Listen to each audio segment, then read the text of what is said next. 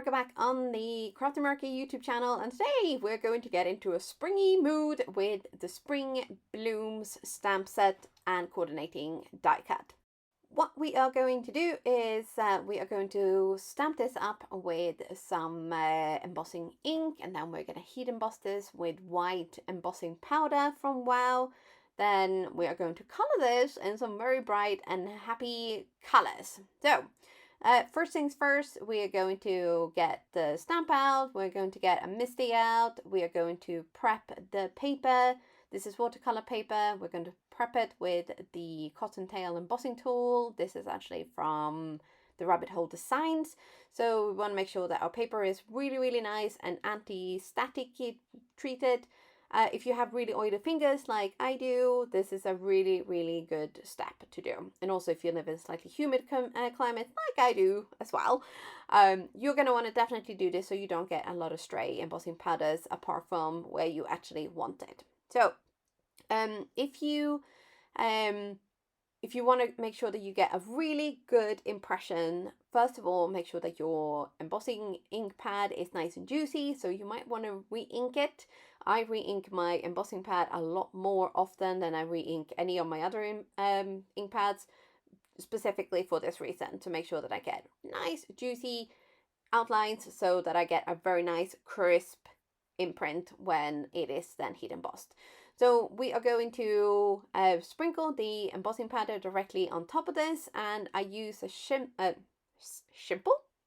I use a single sheet of cheap printer paper to catch the stray embossing powder. And then before you heat emboss, before you point your tool onto your design, make sure that you've preheated it for a little while before, and then heat in a quick and decisive manner. Make sure you keep an eye on that powder at all times. As soon as it's shiny, it is ready and you have to move on. So we have got our panel prepared, and we're going to take our distress pencils out. These are the Distress watercolor pencil. It's set 1. So there's 3 to choose from, but I've only got the set 1. So on the back of it, it will tell you what colors there are. And the reason I picked this one is because it has black soot and picket fence, so which is the black and the white as well. So I figured I would get a better range of colors as well. So you can use those to mix with a little bit of, if you want to get a darker color or a bright lighter color, you can mix and match. So we're going to be using these refillable watercolor brushes. So they actually filled up with water, and you squeeze a little bit and you get a nice water flow. When you're using the technique that I'm using here is like direct from pencil to paper. It's really, really handy because otherwise you get a very, very concentrated amount of pigment. So I'm trying to get kind of like a very flowy look here because I want to go a little bit kind of, we're not going to go for, as you might have noticed from the Salvage Patina, we're not going to go for like super natural colors that you'll find in nature. We're going to go a little bit wild. Yes. So it is really handy to have these brushes that are actually filled with water to kind of keep the flow going and keeping your colors mixing in well. So if you don't have this type of brush, what you can do is you keep a clean brush with just water, and then you use another brush for the actual coloring. So you always have a way of adding in more water. So the key to kind of getting this really, really loose and flowy look is to introduce a lot of water. And then if you feel like your color is a little bit less intense than you want, just let it dry and then go in and add another layer. So with watercoloring, it's very important to leave your layers to dry in between if you're wanting to add detail. So that is just a little something to bear in mind. But here we're just going to kind of go again with all of the different colors, and we're going to go back and forth a little bit. And you can also see right at the top there, I have a blue microfiber cloth that I'm in between each color. I'm just wiping off whatever color is on the brush. You just squeeze the brush a little bit because it's filled with water. It will kind of clean the brush the little furry bit of the brush, what's that called? The actual brushy bit of the paintbrush. Yeah, so it will clean out the colors off so you don't get the mingle where you don't want them to mingle, if that makes sense. So we are going to, this video is actually going to focus a lot on the coloring, just to kind of see how it's building up and how I'm mixing and matching different colors to kind of get this really wild looking bunch of tulips. It is a great way to just practice your watercoloring skill and just kind of seeing, especially if you haven't used this kind of pencils before, which is the watercolor pencils. There's a range of different colors, different brands and makes and stuff out there. But if you haven't tried this type of watercolor pencils before, this is a great way of just getting to know them, seeing what you can do, and whether you actually like this type of coloring as well. The other way to do it is you color directly onto your paper and then you use a wet paintbrush to kind of blend the colors together. So I prefer to do it this way. I feel like I get a much better blend when I do it this way. I do also notice that depending on what type of paper you're using, you might get better or worse results. So super important things to bear in mind with watercoloring. Paper is really, really important. The amount of water is really important.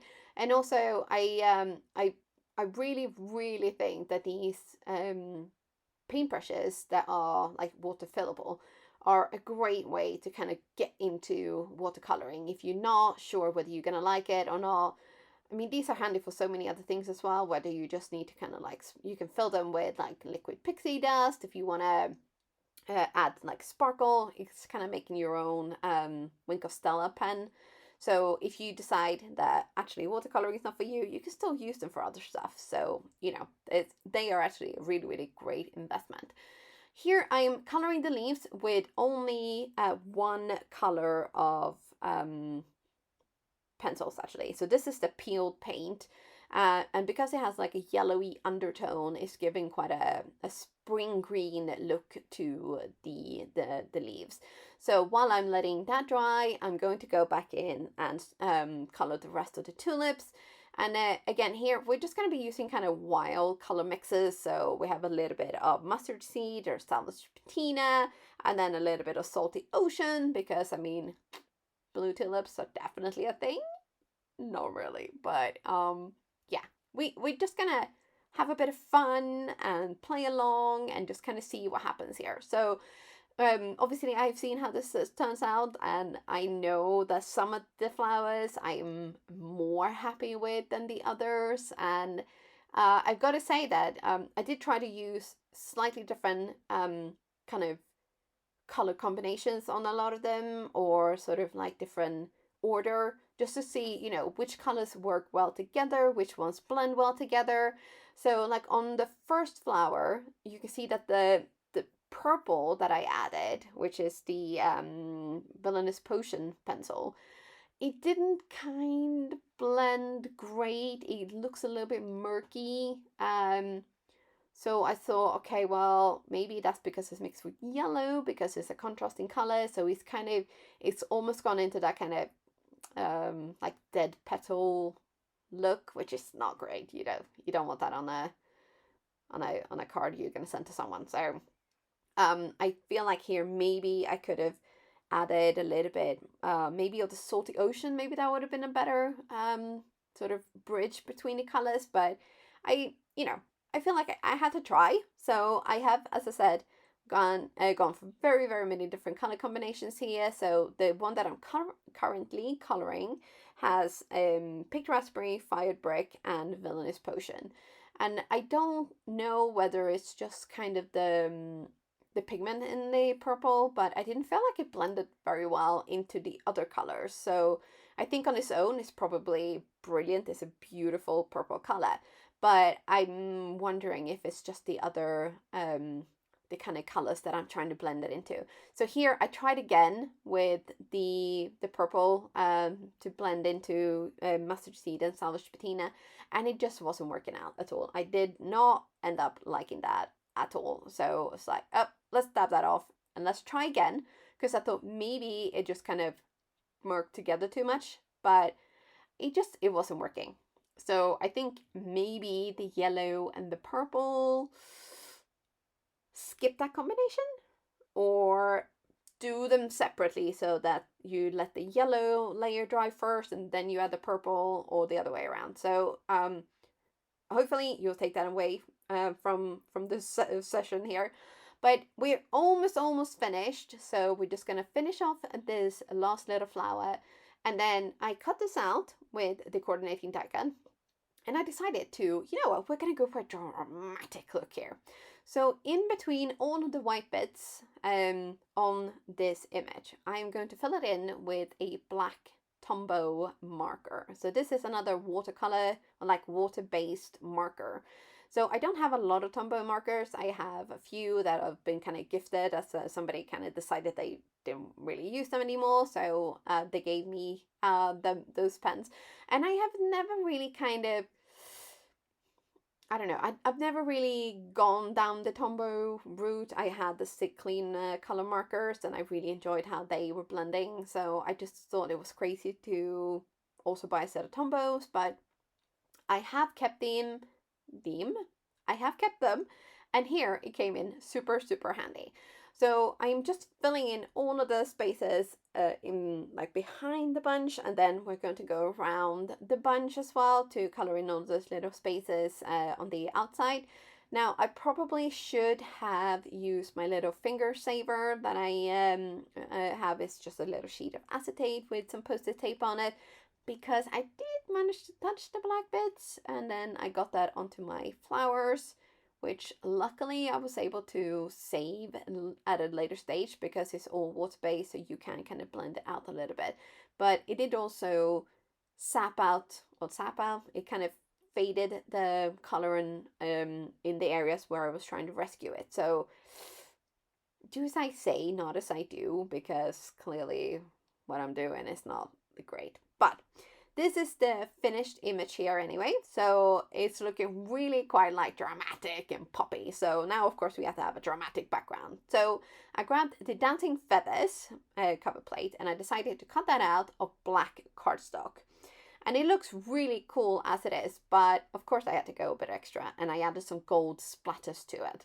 And then I trimmed this down a little bit so that, because it was getting a little bit dark, so I trimmed it down a little bit so you would have the white frame around it. And then I have heat embossed in gold a sentiment that just says very simply, happy birthday. So we're tucking this in under the tulips, and then we're going to glue down the tulips themselves. And then final stage, which is the bling-a-ling-a-ling, we are going to add some beautiful sparkles to this card after also trimming down the excess of that banner. So the card itself is super bright, super blingy, and kind of perfect for a birthday card, I think anyway. So if you know somebody who likes bright, sparkly cards, I mean, I'm not saying me, but I am one of those people, then, you know, this card is definitely something to recreate. Now, if you're more into kind of like a subtle look, you could just color the flowers, do the background in white cardstock, do the gold splatters, and maybe go a little bit less on the bling than I did. But, I mean, I do like the bling from Crafty Meraki, so why not, right? And in case you're wondering, the sparkles are the magic crystals. So that is it from me for today. I really hope you've enjoyed this video, and I will see you next time. Bye for now!